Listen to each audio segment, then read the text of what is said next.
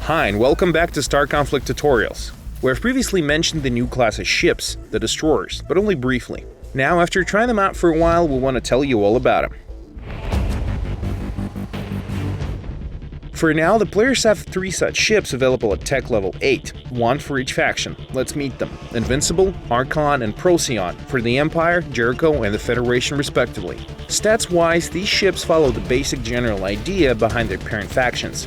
The Federation has the fastest destroyer, while Jericho's got the best shields, of all 3 destroyers that is. Any high-tier frigates will envy the durability of all destroyers, while dozens of guns ensure an outstanding damage output. But a true difference between destroyers and other ships is not just increased durability and powerful weaponry. Piloting a destroyer is a whole different affair, unlike any other ship in the game. For example, the camera here is detached from the ship's hull. You can rotate the camera freely while your crosshairs points at where you're looking at any given time. Now, the ship's movement is controlled via keyboard. However, you can switch back to the regular control scheme if you wish by holding down the control key. But if you do, your enemy will be able to spin around you easily. The destroyers are not known for their mobility, while their guns are lined up on their sides, not the nose. So, you'll have to decide when to switch and how to use controls, depending on whether you need an extra edge on the steering or if you need to do a proper broadside. Unlike other ships, the destroyers can be damaged partially, losing certain systems as they take punishment. A crippled engine will disallow you to use your afterburners. Destroyed combat modules will be unavailable, while a destroyed capacitor will prevent you from using your special skill.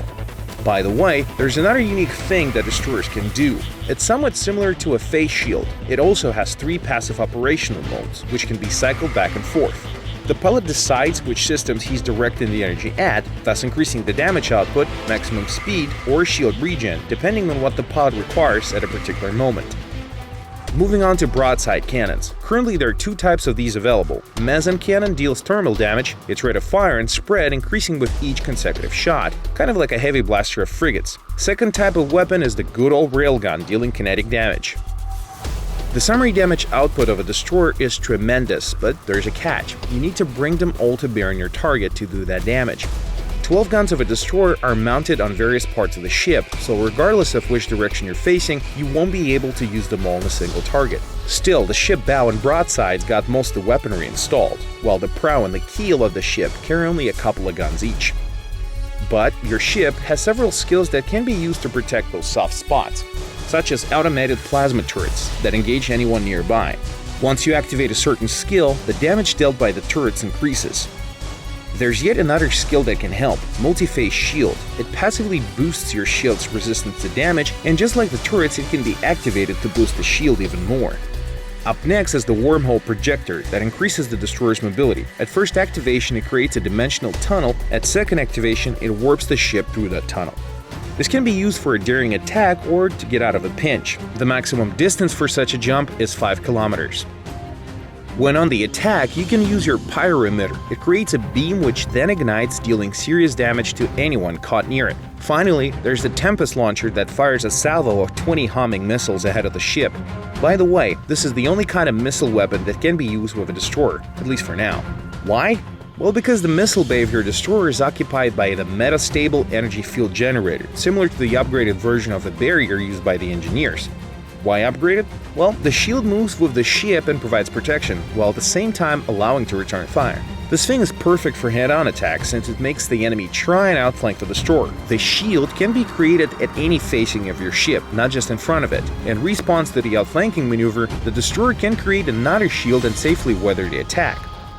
Now, a few words about how to build yourself a destroyer and equip it for war. All resources required to build a ship are standard and should be now familiar to you, except one. That exception is called neodymium, a rare and valuable component used in shipbuilding. It was awarded for a series of New Year missions, while today it can be found in secret stashes and mined ore at high-level open space locations. Neodymium can also be acquired by reaching new levels or via premium containers.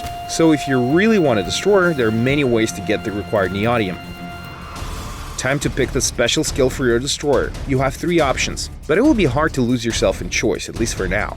Basically, these 3 options are modifications of the very same module that directs the energy at various systems of your ship. We've talked about this one already. The difference is that these skills boost systems in different proportions. One option is more effective for the shield, another is good for your engine, while the last one is best for your weapons. Finally, the destroyer's got one more unique property. The bonuses can be chosen at your leisure. One bonus is picked at level 4 and another at level 8. Naturally, you should set up your skills and bonuses in such a way so that you can max out the inherent benefits of your faction's ship. Below the bonuses are now classic upgrade slots, 6 of which are available for any destroyer. These slots are used to equip the very same modules supplied to the other ships in the game. This is it for this episode. See you in space, at the helms of your destroyers.